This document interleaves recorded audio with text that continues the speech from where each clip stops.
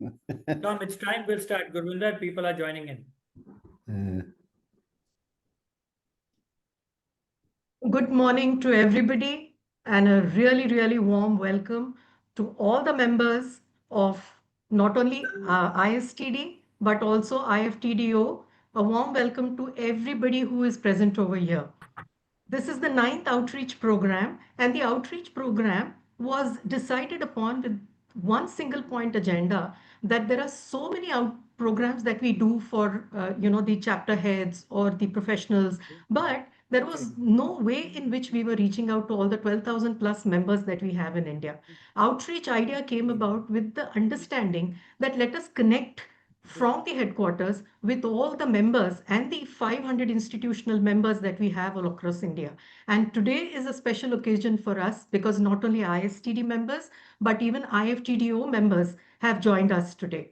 I request Atul Shah, our chairman, a driving force in India's training and development movement, who is known for his strategic vision and innovative approach.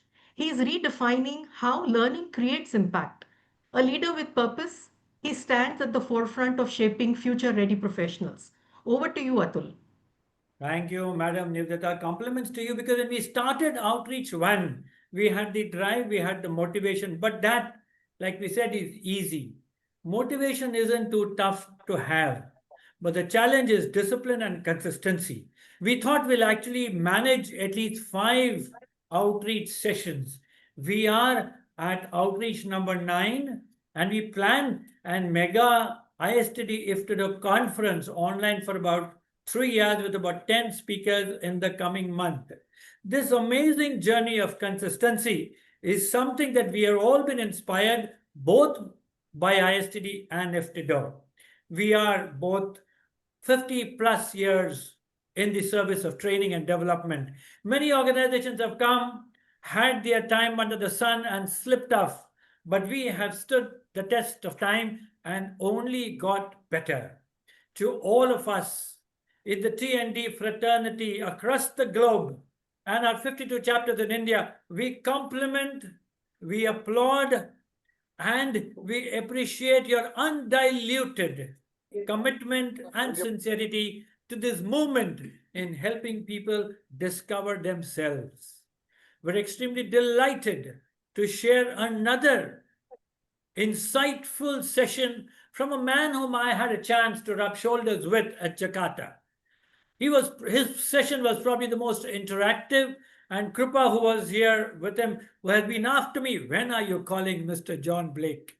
And here he's with us today, and again, the consistency and the commitment of Madam Patty, almost 1 a.m. in the night at the US, but she is unfailingly with us for all our programs. Madam Patty gives us a pat on the back, and her presence itself, and as Mr. Narendran said, her young presence itself buoys our spirits up. Compliments and kudos to everybody who are part of this Sunday morning, which has become an interesting ritual for us to grow together. With people like you all, we don't spend time. With people like you all, we invest time. Over to you, Madam Nivdita. Thank you. Thank you, Atul. She is the powerhouse behind world-renowned ROI Institute. She is a trailblazer in showing how learning really pays off. With her energy and insights, she turns numbers into stories of success worldwide. Over to you, Patty Phillip, ma'am. Thank you so much, Navita and Atul. Thank you so much. And it's just a pleasure to be here with you all again. As we were preparing in our pre-session conversation, I said something and I truly, truly meant it. I get such energy from participating in these sessions, and there isn't much that will keep me up, but I really enjoy being part of this group. You guys have energy. You are devoted and dedicated to developing others, and I just love being a part of this. So thank you for having me. And I just want to say I'm really excited about this. I too met John in Jakarta during the IFTDO conference, and you are going to find, if you've not seen John present, you're going to find he is truly an energizer. Again, another person dedicated to educating others, developing others, and doing so in such a way that The energy is contagious, but doing so in a way that we, as Atul said, is more about we're investing our time with John so that we can deliver something in the end.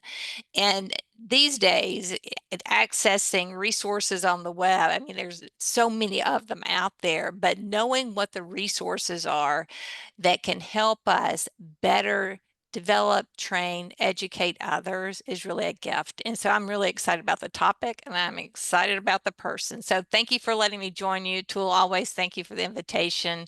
Evita, thank you so much. So turn it back over to you. Thank you, Madam Patil. Mr. Thank you. Nikita, before you go ahead, it's our privilege and joy to have one of our most eloquent past national president, Dr. Gangadharan, to join us from Chennai. Welcome, sir, and thank you for being a part of us. We've got two of our freshest, youngest babies. They said when a new child is born, it shows that God is not yet given up hope on mankind. We've got two young babies of ISTD, the Imphal chapter in Manipur and the Patna chapter in Bihar. Both their chairperson, Mr. Ranan Giri and Mr. Ibal Meti, are there here with us, and we welcome them along with our OB members too. We have, of course, Mr. Pani and Mr. Zakaria from the southern region. Over to you, Madam Nivdita. Thank you. Thank you, Atul. Ladies and gentlemen, get ready to be inspired. Our speaker today is not just a trainer, but a globetrotter of ideas. With over 35 years of experience across corporate leadership, hospitality, education, and sustainability, John Blake has worked in more than 20 countries, transforming the way people lead, learn, and grow. He's a master storyteller who can turn workplace challenges into exciting opportunities and a passionate advocate for sustainability, ESG, and future-ready workplaces. From international summits to local classrooms, John has shared his energy and insights with audiences around the world. So buckle up, because John doesn't talk about the change, he shows you how to create it, live it, and inspire it. Please join me in giving a warm, enthusiastic welcome to the one and only John Blake. Thank you, Mr. John, for joining, and thank you, Nita. Before you go ahead, it's nice to have a smorgasbord, a nice word I came, of people across the country. We have Mr. Anand, like I said, from there. We have Manish Sudpura, the chairperson of Surat. We have Mr. Deshpande from Nashik.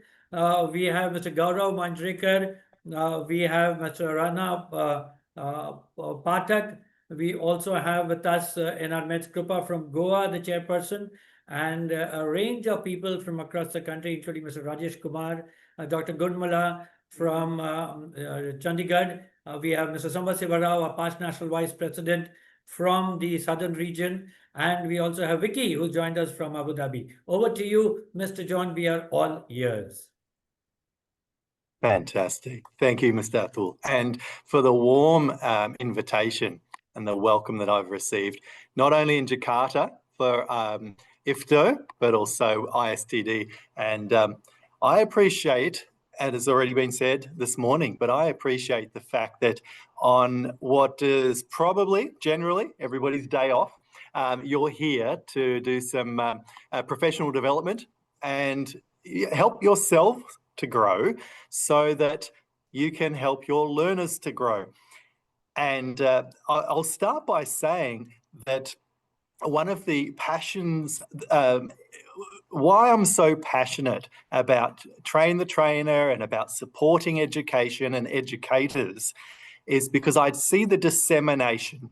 It's you know, statistics at the very best, where we might have 100 or 200 people here, but you've each got 100 or 200 people in your responsibility and care through the week. Therefore, this webinar is essentially going to be making a difference in the lives of thousands of people. And that's part of what I get so excited for. And I appreciate the warm welcome. So as the acronym suggests, we are here to grow. And as part of that, we're here to discover great resources on the web. So it's just one of those things that I've introduced a number of locations, but I've introduced free or freemium platforms. So you're not going to see many things today that you have to buy a subscription for. It's certainly not how Australian registered training organisations work. You know, we can't go out and spend every time we discover a good idea. So I've deliberately sought out free or freemium platforms that I trust that you can benefit from. So let's start with the why. Why are we here on a Sunday? Why are we here for the idea of enriching our programs? It is for our learners. It is because in the 21st century, our learners are seeking programs that are not only content rich, but are engaging. And we're looking at, in the 21st century, having learners at the heart of their own learning. And much of that is turning theory into kinesthetic engagement. So the theory comes, but the theory comes by our facilitation of great ideas. This is probably the most complex slide. It gets better from here on in. Let me start with the idea that learning is a journey. And I don't think that is news to anybody, just the concept of being able to say that socially, if we're thinking about Albert Bandura and some of the Vygotsky social learning opportunities, learning becomes authentic. If we as the educator are scaffolding the knowledge, scaffolding the level of difficulty, building our students up to a greater sense of accomplishment than where they began, we do that through a series of motivations, through experiential learning theory and concepts in the learning environment. Recognizing that our learners, and many of you I know are teaching adults, but our learners come with prior knowledge, no matter what age. And so recognizing with respect that every learner is on a journey, but every learner has been somewhere in the past. And so we celebrate people's experiences and people's prior knowledge in the classroom. Getting our learners active, creating a sense of community. And my master's research was building community through engaging and enriching resources, which some of this content today came from. And then we get to, as we move up through the echelons of the learning journey, we get to transformation, where you are transformers, where the idea that learning is more than meets the eye, to use the Transformers concept. And the work never stops. You're here on a Sunday, you'll take some of these good ideas, please be jotting down or screenshots, etc., some of these great resources where continuous improvement is a must. And you'll be going back to make a difference in your PowerPoints or in your lesson plans, in your sessions, where you can help yourself and your students in that continuous improvement concept. So I've left a few deliberately, a few citations on that screen so that there is a plethora of research, and Google Scholar is a great place to go if you're after good ideas for integrating learning. One of the slides that I don't have in this in today, because it's not pertaining to great resources on the web. However, John Hattie is a New Zealander based in Melbourne at Melbourne University. John Hattie's visible learning is a must to be able to understand what works for our students and what harms our students' sense of learning and development. So look out for John Hattie and visible learning. YouTube, websites, and Meta X. He has a good following for great ideas in the classroom. So let's reflect. Digitally, where are you at? Where are your learners at? You might be in an organisation and a business, you might be in a training institution, but human resources is that concept of being able to know what are my capabilities, what are my learners' capabilities. And never forget the human resources if we're thinking about pairing students, because you recognise that not everybody is technically literate, not everybody is digitally able, or they might not have enough bandwidth, etc., etc. So human resources and human capital become a part of embedding great resources on the web. So thinking through cybersecurity, not sending students off to websites that their personal details are going to get downloaded and on-sold. Engaging students in connections, but being conscious and respectful of not putting your students in any danger. The ethics, and we know more about that in more recent years with generative AI, but the ethics of digital engagement. And of course, our terrible 404s. Oh no, it doesn't work anymore. Last time I went to this website, it was great. This time it's been taken down. Page cannot be found. So I do encourage you to be familiar and to be using websites that are going to be stable enough to go back to time and time again. So let's step back a century or two. Head, Heart, Hands, Patrick Geddes, more recently in the middle of the 20th century, Benjamin Bloom, and cognitive, affective, and kinesthetic. And that concept of head, heart, hands, recognizing that even online or in the classroom face-to-face, we need to be planning quality engagement, questioning our students, getting our students active in their own learning. So we can do that through this enmeshment as a tick list. Every time you're writing a lesson plan, do I have some knowledge to be feeding my learners cognitively? Do I have affective content where emotionally I am uplifting and enabling and supporting my students? And of course, psychomotor, am I considering the kinesthetic? Am I considering my students' skills development?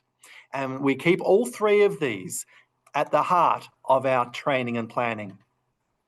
So before we get into the websites, what you may be doing is a combination of any of these and possibly more, where you might be direct engaging your learners face-to-face, whether that's synchronously, online, or face-to-face.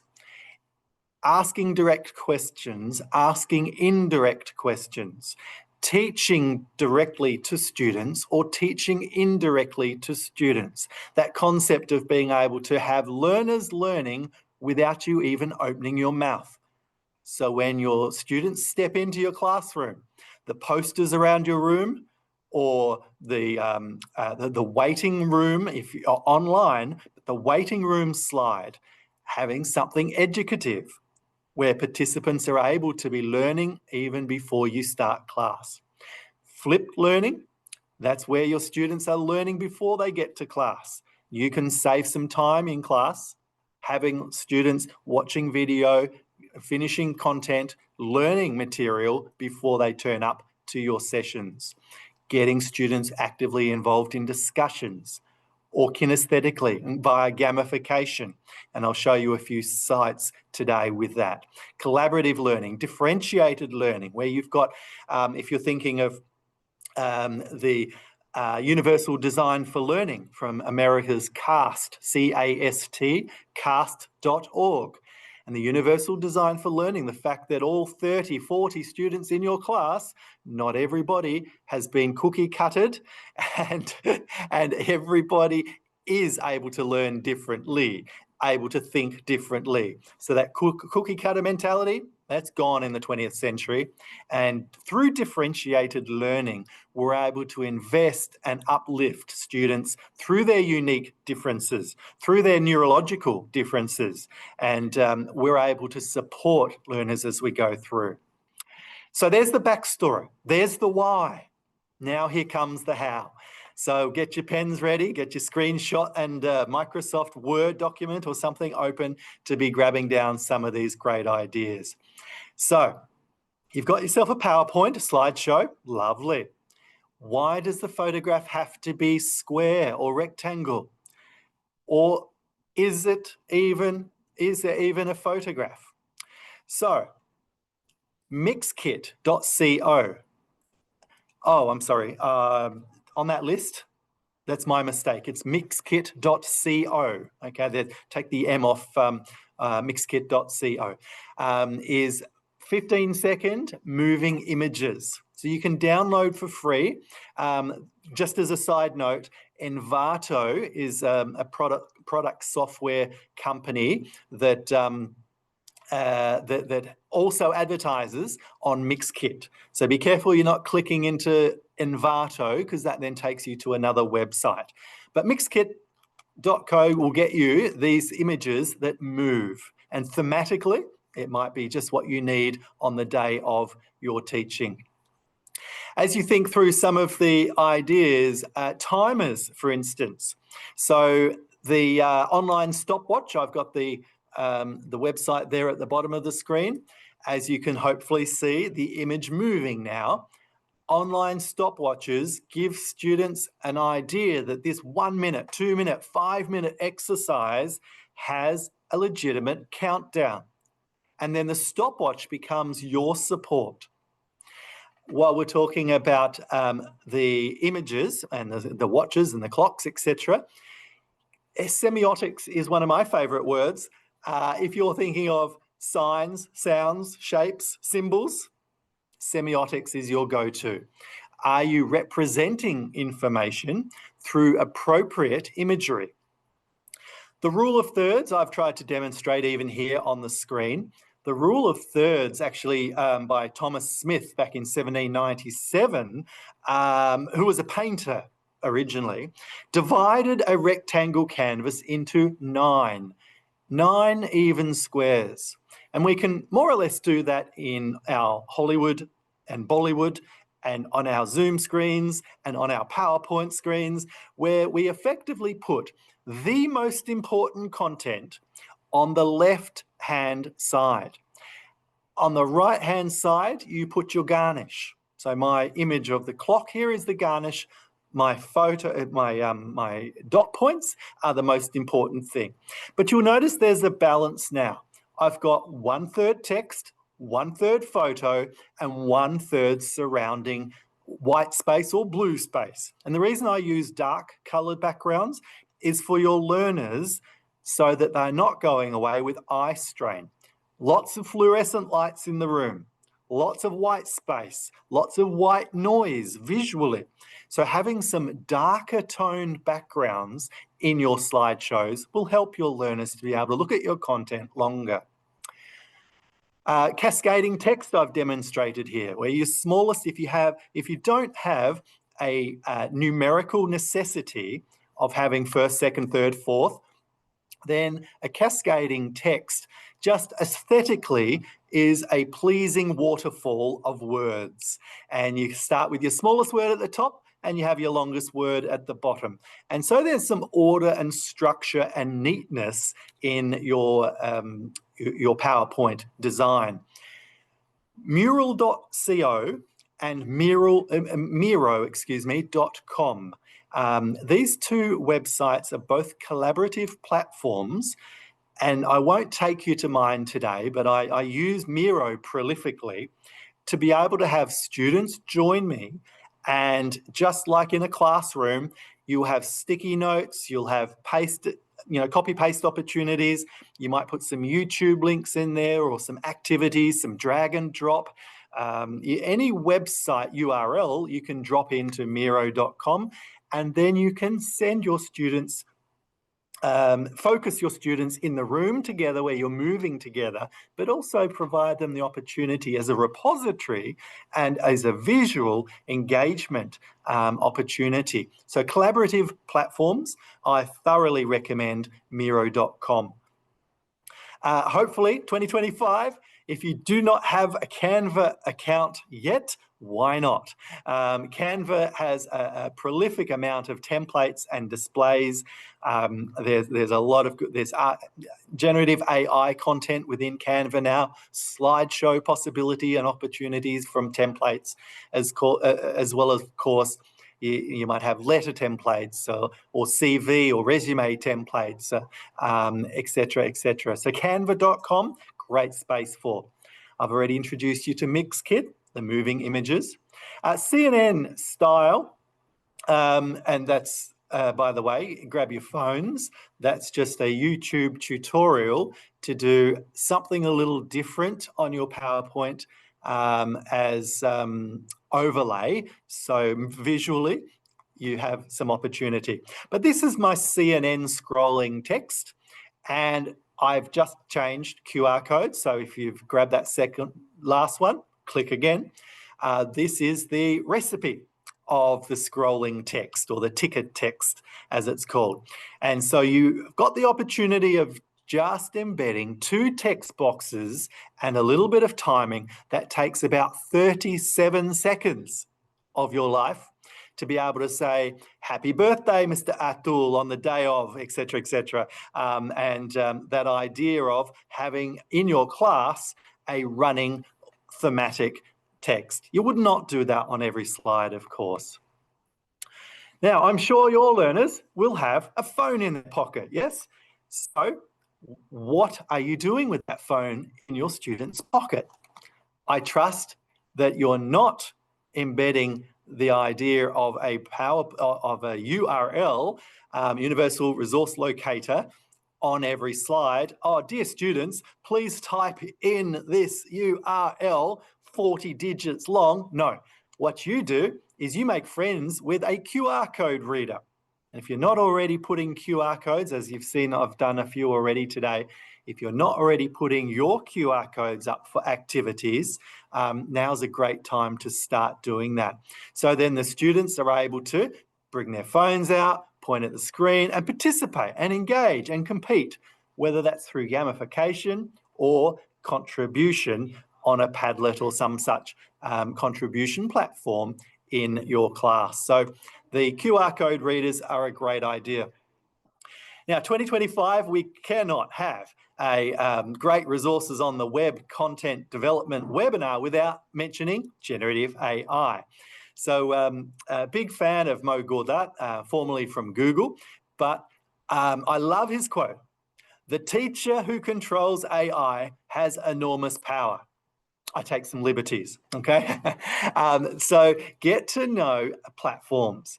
Are you utilizing Gemini, ChatGPT, Bing Copilot? Are you using and jumping into DeepSeek? Have you got a number of accounts and you're cross-matching and comparing the data output and helping your learners get digitally abled and don't be shying away from generative AI? So one great place to start is Future Tools. FutureTools.io is a repository of what type of AI exists. So as you can see by my screenshot of their homepage, you come in and you click, and I would recommend one at a time so you can articulate your need of what you're looking for. But you click what it is you're aiming for and using. So, you know, I every day am using a lot of video editing or generative video content, image content development. And so I'll come into Future Tools. I'll click free on the left-hand side, bottom left, or freemium, and then I'll click what I'm after. So gamification, I might click gaming. And it's a really helpful way to be able to find out what is where and send you in the right direction. So I've given you a few. Now, this is certainly not an exhaustive list, but I've given you a few ideas here. And let me point you to a couple that I find especially helpful. I noticed that ISTD ran with a transcription service as we started this webinar. My recommended go-to is otter.ai, halfway down that list. Otter.ai is a transcription service that you invite. Obviously, you have to set up an account, but you invite to the party. Recraft.ai is probably outside of generative AI, such as Claude or ChatGPT, etc. My go-to. Recraft.ai is image development. The image that you see on the screen I've used from Copilot. I've created that on Copilot, but Recraft have beautiful output. Remember to be typing, I want a photorealistic Or even better, can I please have a photorealistic image of? And go ahead and write your prompt. And by the way, the reason I encourage you to be polite to your generative AI is because AI is learning from us as the more knowledgeable other, to quote Vygotsky. So the humans in the room, that's you and I, need to guide and lead and educate the generative AI. So if we're being rude to AI or demanding, or if we're forgetting to use our manners when we're asking for things, 5 years from now, 10 years from now, manners will wane in society because people are learning from AI. And so we've got to teach AI. So I do encourage you, a bit of a bizarre thought, but continue to use manners in your prompts. One of my favourite people in the AI space is fourth from the bottom there, Miriam Scott. Is a Queenslander from Australia, a Queensland teacher in the education space for AI. And Scotty breaks it down. She has a website specifically geared to assisting educators on how we might learn and how we might support our students. So if on that list, hopefully you've taken a screenshot. My favorites, my go-tos, my recommendation from this small generative AI prompt service would be Canva, Otter.ai, Recraft.ai. Scotty breaks it down as your first go-to. Another one that I've got on that list is Runway ML, runwayml.com. You'd see that my left-hand side, I've just got a plain image, and you get to put a background on. So you could actually do a similar concept via say Zoom backgrounds, etc. But runway.ml will be able to provide you with some. Oh, sorry, I'm just going to share my screen again.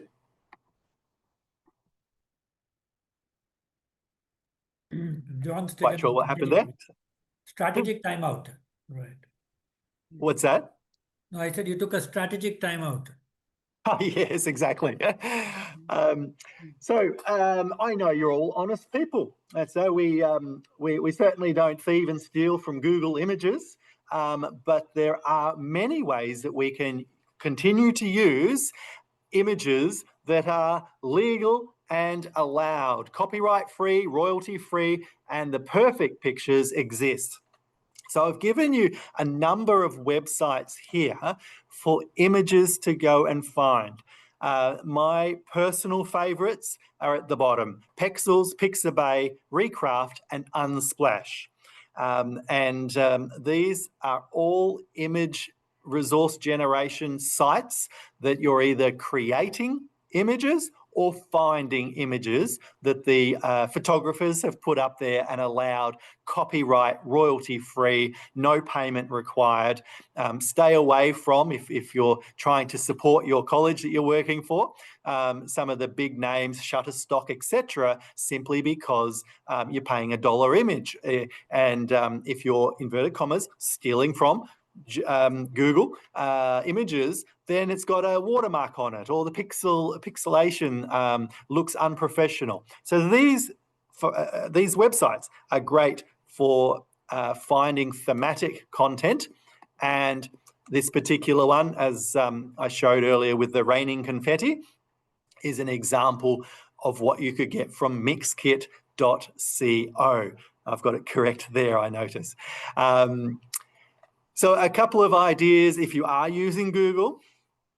You can certainly be going via Google Images, and then on the right-hand side, drop down Tools, and then you go to Usage Rights and click Creative Commons Licenses. It gives you a slightly smaller list of choices, but then hand on heart, you know that you're doing the right thing from your college, for your college, excuse me. And my safe bet in that space is to use the Wikimedia images, which are, of course, the photographs found on Wikipedia. Now, if you're going into embellishing your classes, staying with Google or Bing, etc., your search engines, I do encourage you to be supporting students by understanding and investigating and researching the etymology of the word. So this could work in a few ways. You might have the language translation, so that when your student graduates, they are more proficient in their local language and in English based on your effort on embellishing the PowerPoint slide, as an example. Or the etymology and finding the backstory. Who first said it? Where did it first originate? When was it first brought to India? And so on and so forth, where the story supports the content that you're delivering. And, just between friends, you look more knowledgeable based on your 3.5-second Google search. Etymology becomes a key word in finding and discovering some of the backstory, whether it's Latin or Roman or French or, Spanish, etc., as the story might be unpacked. Another website that I use, and I think Google purchased it some time ago, Google Earth and Google Ngram, 4 dot points down. Google Ngram, N being for number in the research space. Ngram will be able to compare like content. So if we're, for instance, I want to know on Google search repository whether apples or oranges are more important or have been used more. And you get to see side by side, statistically, the amazing representation numerically. And it makes for a very interesting discussion in class, in your training, etc. Down the bottom, VisuWords. If you're in the literacy education space, and I know a few of you here today are, but literacy education, or teaching English, for example, VisuWords goes into the mind mapping of the origins, where you can see related words, you can see some etymology, you can see some adverbs and some nouns and pronouns, and some of the back content as the word that you've keyed in bounces from just a normal dictionary to what it relates to. So have some fun on VisuWords, but especially your students can also have some fun. Now, one of my go-tos, and I'm not going to demonstrate, but I will certainly discuss the very bottom warning, okay, on that slide for now, photosensitive wheel of names. So you can see it's very colourful. When you click go, there is a series of flashing images as that wheel spins. So if you have learners that may have epilepsy, for example, or may have issues with photosensitive light, then make sure and warn your class before you click go. But wheel of names, I don't just use for names, as you can see on my example. This was from a class that I was teaching work health safety to builders. So Certificate 3 in construction, and we were using brand new terminology for scaffolding. And these are, meta language. These are new words within the English language that are specific to one trade. And so I click go, and we can have discussion points, think, pair, share. We can have the opportunity of getting to know that new word. Or, of course, as it was first intended, you can drop in your students' names if you have a smaller class. I wouldn't suggest any more than 20, 25 on the line, but you can put in as many as you want and into Wheel of Names template. Another one of my favourite websites is ABCYA, or, as I'm sure it was meant to be, ABC, yeah! And the concept behind the ABCYA is that you get to design a visually appealing word cloud. That might be the theme, the content keywords of the unit that you're teaching or the subject that you're teaching. And so you can go ahead and you can start playing with the direction that the words go, or the colours in the background in the scheme. You can have 50 words on one slide, or 10 or 5, etc. As a side note, I don't think I've written it on here on the screen, but if you there, I have actually written it on the screen. If you zoom in, you can see it in my text there. If you have words that you want joined, you need to use the tilde. Now, the tilde, not Tinder, naughty boys, the tilde is the wavy hyphen found on the top left of your keyboard. Just have a quick look. The keyboard there, the top left of your keyboard next to the number 1 is a wavy hyphen. And so in the word cloud generation, if you want to keep a proper noun, it's a compound noun, multiple words together, use the tilde. So it looks something like this. Okay, that's my output. As you can see, it's very static. You're only looking at it. So let's take ABCYA and its word cloud and put it into, I save it as a screenshot and an image, a photograph, and then I go on to imapuzzle.com. And my imapuzzle.com, I then get to create the same image. All right, we could have your logo into imapuzzle and then gamify it with students getting a prize if they get the least amount of seconds. If they can put the puzzle together on their phone and they present it to you and they've done your puzzle in 32 seconds, they get the prize, etc., etc. This can be done shared with a URL.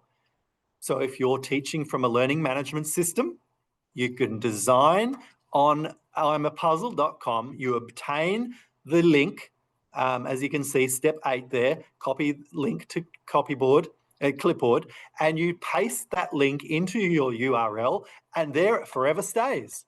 And so you can be using it time and time and time again, not just a once off and go.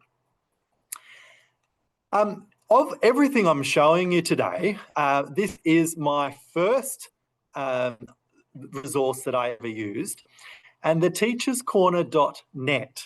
And I'm aware that there are many that exist like it, but I do like the Teachers Corner because it's universal. And some of these websites may have problems. I'm about to show you one that I couldn't use in Indonesia even just last week. So some of the websites are regionalized, unfortunately, and I've worked in 20 countries. So I've discovered some of my problems along the way. Some countries, not everything works. But the teacherscorner.net, I use it for, on the right-hand side here, I use it for the crossword maker and the word search maker prolifically.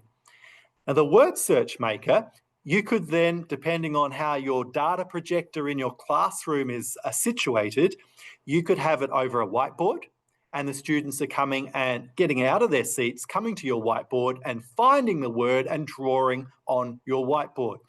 Or if you've got a desktop PowerPoint, a desktop projector, you could stand a flip chart paper in front of your projector, and the students come and draw on the paper.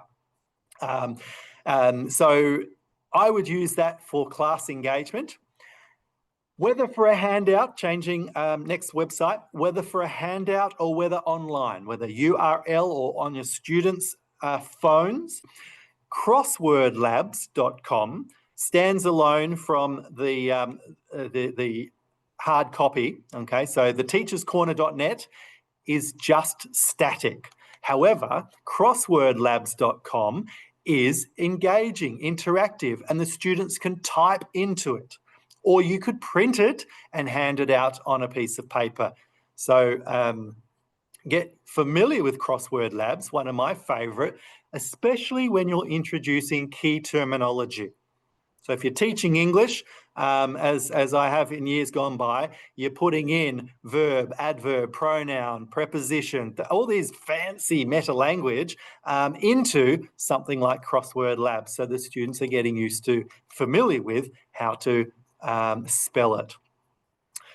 MindMup, M-U-P, MindMup, or bubble.us, B-U-B-B-L.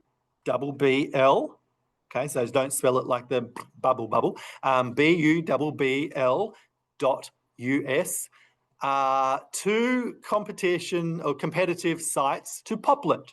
So I'm promoting Poplet here on the screen, but bubble.us is also an equally good site to go to. What are they? So hopefully you've grabbed a screenshot of the recipe so you can build something like this.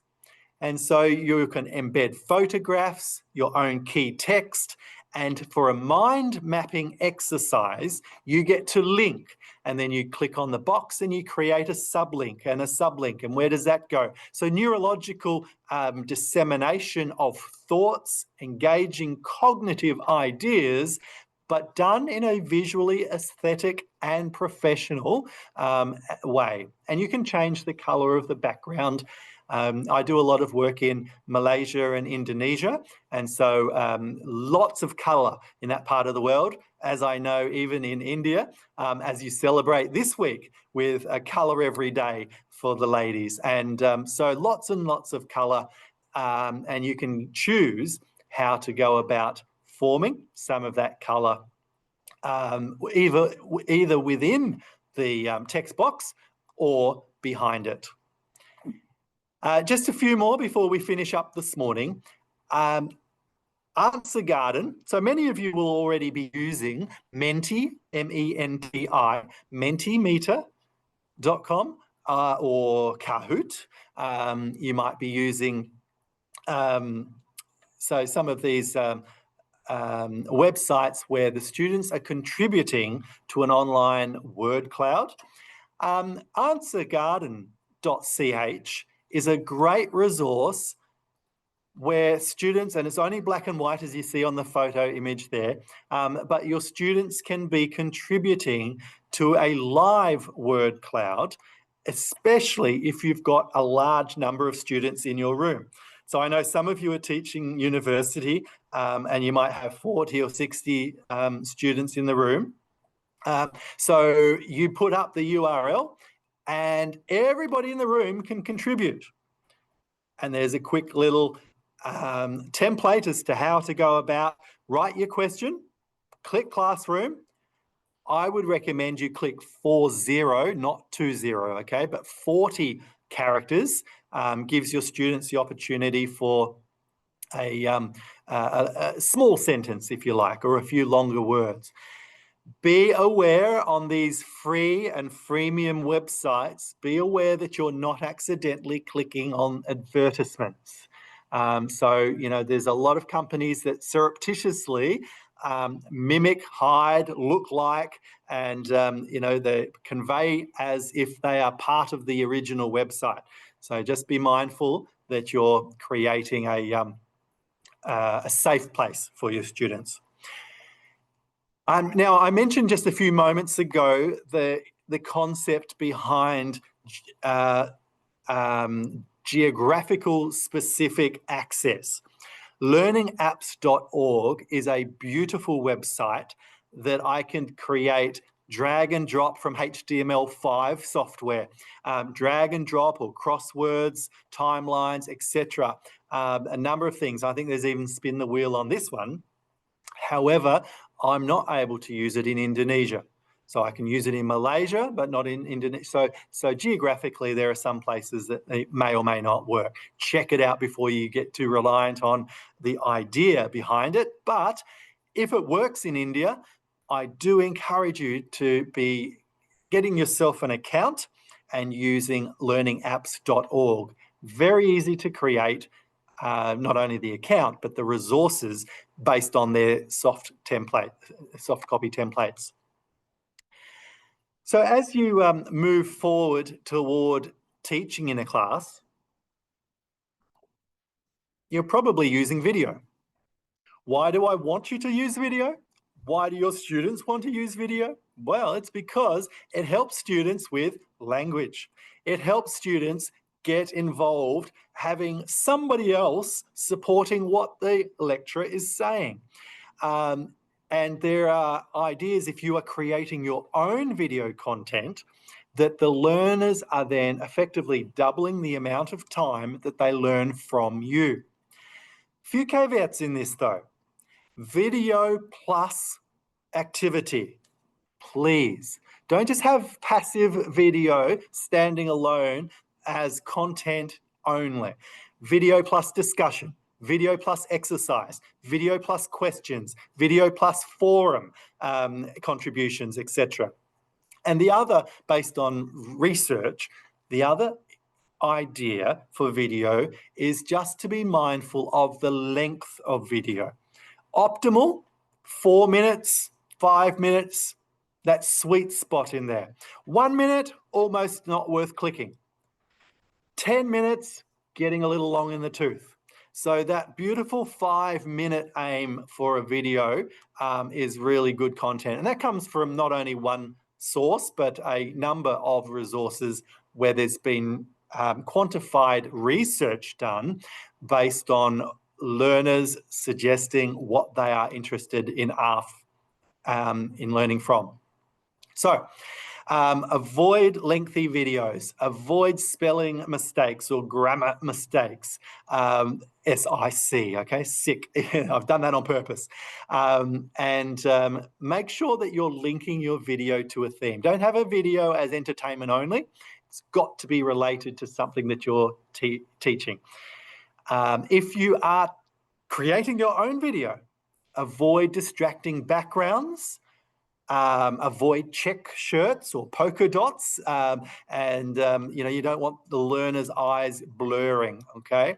So what we're trying to do, especially if you're teaching online, going from site to site or city to city, be mindful of the interaction that you create through the video development. In our quick run to the finish, I've talked about visual, auditory, kinesthetic. We've talked about emotional engagement and physical engagement. The idea behind emotional support, have a look at how can I engage my learners and support them emotionally, their sense of well-being.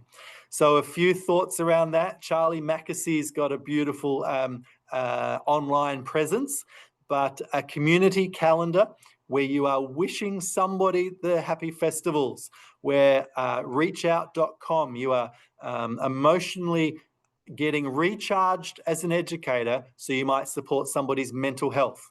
You're creating handwritten notes in the class. You are engaging the use of flowers in a class. Have a look at not only the high impact teaching strategies, but the high impact well-being strategies from Melbourne's Monash University. So the high impact well-being strategies is a really good line. While I'm talking about universities out of Melbourne, as a side note that's not on this slide, is also a really interesting read is Deakin University that I do some work for, have produced a few years ago 100 Jobs of the Future. So the beautiful thing is, it's document's only 3-4 years old, and we're already seeing some of these jobs in creation, such as generative AI ethical development officer within organisations, amongst other things. So check out Monash's high impact wellbeing strategies, but as a side note, Deakin University's Jobs of the Future.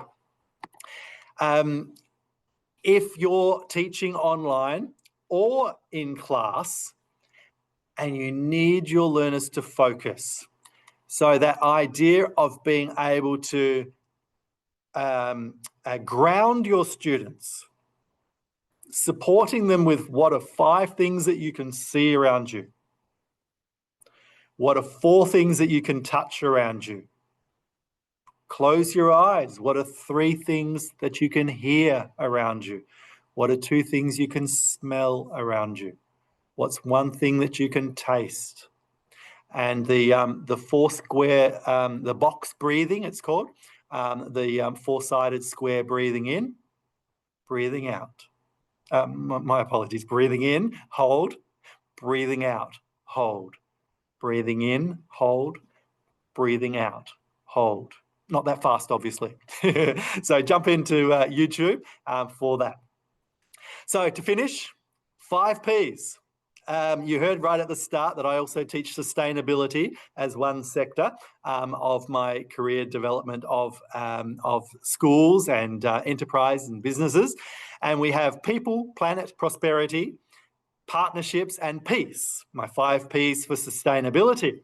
However, we're here with an education mindset today. So I have 5 Ps, not mine, but 5 Ps that I've discovered for education. What are they? Proper preparation prevents poor performance. Proper preparation prevents poor performance. So the idea of if you don't plan, you're probably going to fail. If you don't research, if you don't do the development and the work behind going into class, then chances are your learners are not going to learn as well. My last slide for you to take a screenshot of, please. Some great ideas that I haven't spent much time on. So you can see in there Quizzes, and Quizzes has just changed their name, by the way, but Quizzes still works, although they have changed their name about a month ago. I just didn't update the slide this morning, I'm sorry. A to Z teachers stuff. If you're thinking of some flashcard generators, cram.com is a good one for that. Padlet, one of my go-to favorites. You get 4 free Padlet boards with your account, amongst others. So over to you. You've heard a few ideas now. The resource development, great ideas for you to grow today. Great ideas for your students to grow through the weeks to come based on the effort that you put in. There's my contact details. Love to connect with you. Happy to answer any questions. Happy to support your schools if you're wanting resource development, sustainability. If you're wanting ideas around this, I also do webinars or in-person seminars, as you heard. Worked in 20 countries. India could well be 21.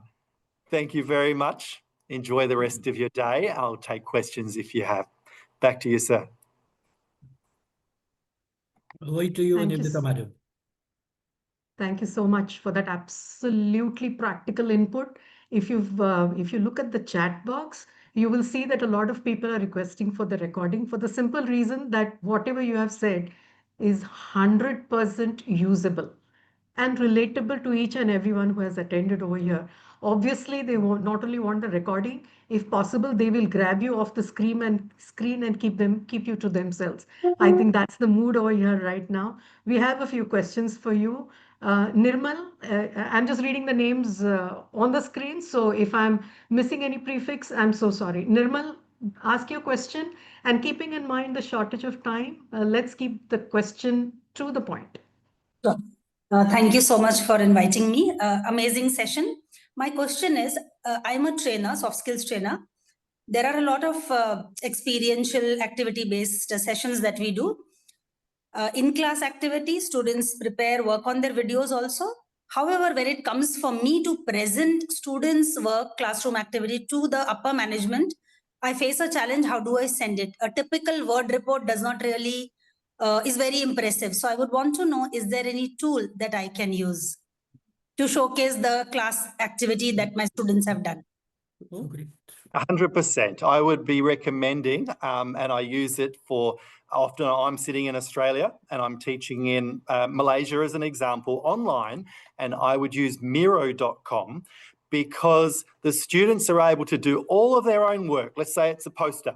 You know, they make an A3 poster or an infographic poster on Canva, and then they can take that and they can put the whole class can put their own posters onto Miro.com, and then you're able to zoom in, you're able to share the link with your management, or parents, if you're teaching, younger students, and anybody with the shareable link is able to be on that platform and view the students' work. So it's a really good, if you're thinking of a classroom expo, it's a really soft copy, but a really good idea as a platform to be able to have all in.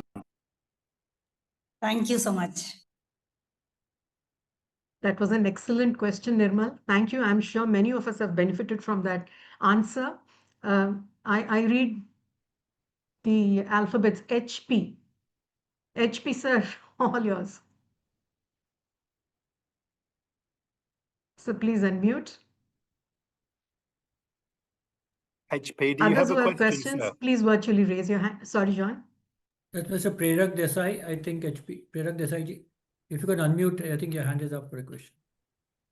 Yeah, good morning, John. Actually, I don't have any question, but I'm short of words to describe my feeling for the session. You actually opened Pandora's box for us, the kind of tricks and tricks of the trade.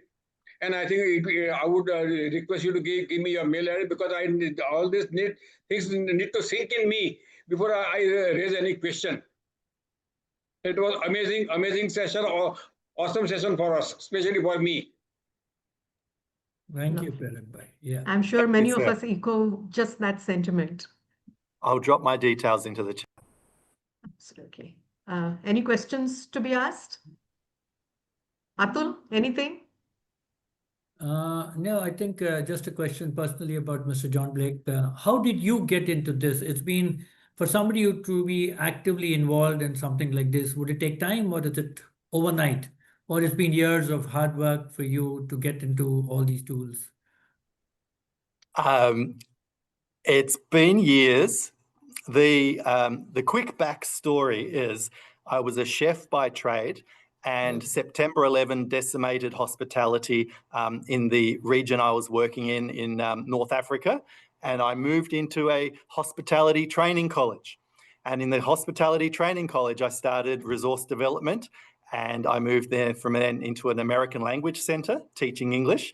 And so there's just been an onboarding of assimilated resource development and platforms that I've discovered along the way before I moved back to Australia and began teaching teachers. And so what I've done is essentially, over the decades, I've put not only the resource development, but also the website content to be able to have teachers more or less doing the same thing and enlivening their classes so that we can have a competitive edge on other colleges. Right. Thank you. Any question? I think it's very interesting. Just one quick question. Yeah. Anupama, yes, go ahead. Yeah. Thank you so much. So you had mentioned that it's always a good idea to be polite when you're texting with the AI, generative AI. So I remember reading an article where the creators mentioned that a lot of extra energy usage and development is because of these polite texts in the messages. So since then I've kind of reduced that. Hi, good morning, please, thank you. But now that you said what you said, I'm feeling a little conflicted. Oh, and I live in the land of conflict because I teach sustainability as well. And we know from quantified research that one email is 10 grams of carbon emission. So usually two A4 pages represents about 10 grams of associated emissions based on sender and receiver and all of the tech enabling stakeholders along the way. And so if one email is 10 grams, so too there is carbon emission based on absolutely every text. So I also, like you, am conflicted.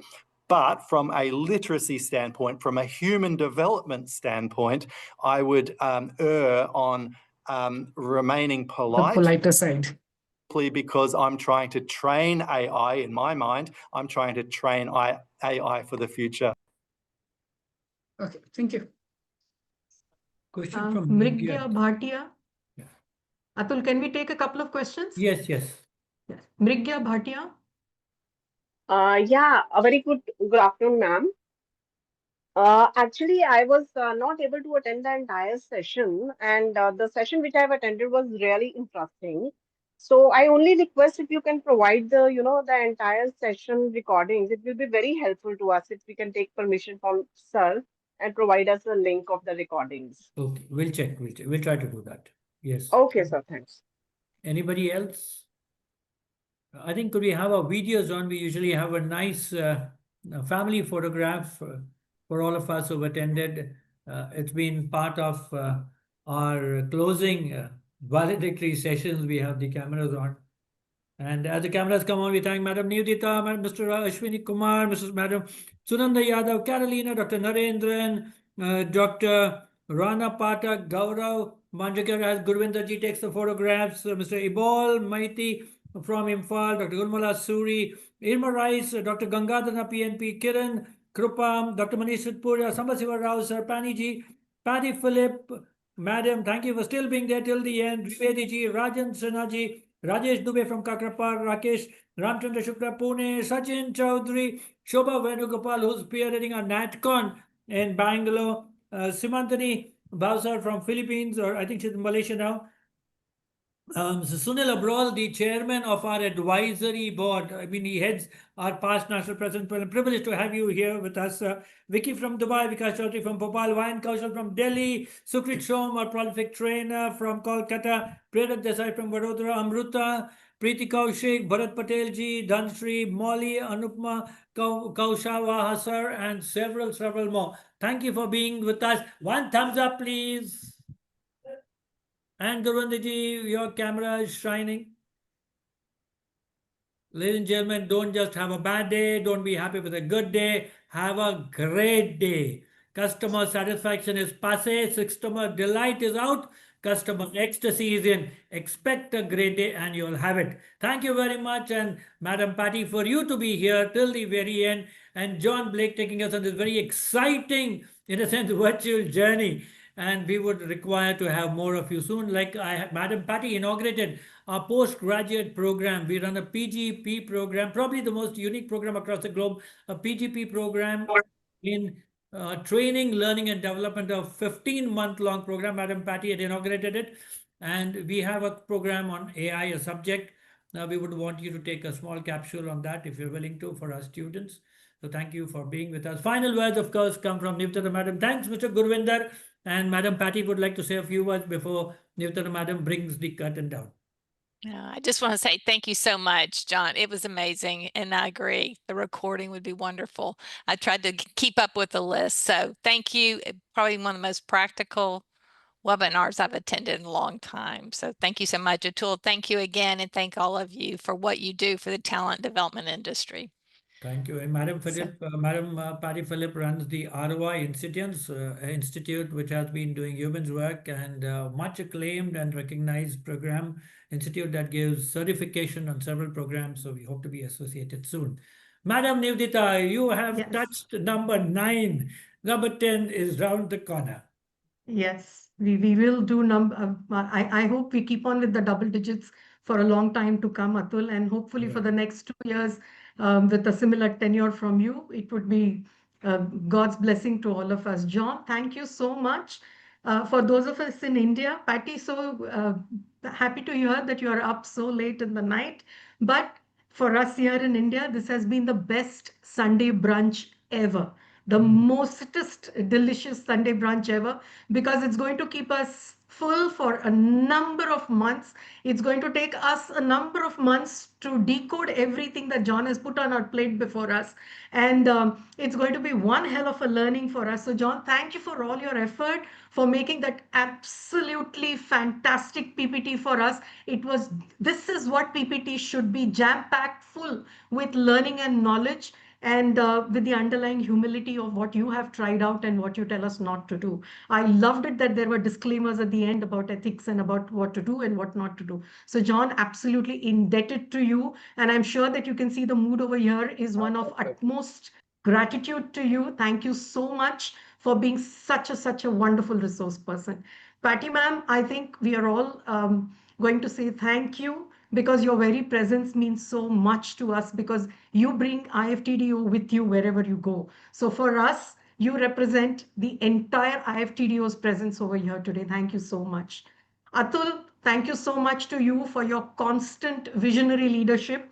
Without you, I don't think any of us would be here where we are. And I think you've got the focus back on training. And as a trainer, that totally gladdens my heart. Thank you to Gurvinder, who's always behind the scenes in Delhi office. Thank you, Gurvinder, for a seamless program. Thank you to everybody who made it for this Sunday brunch. And I hope that we keep on munching on this for a long time to come. Thank you, everyone, from all the chapters, all the national leaders, all the regional leaders. Thank you so much.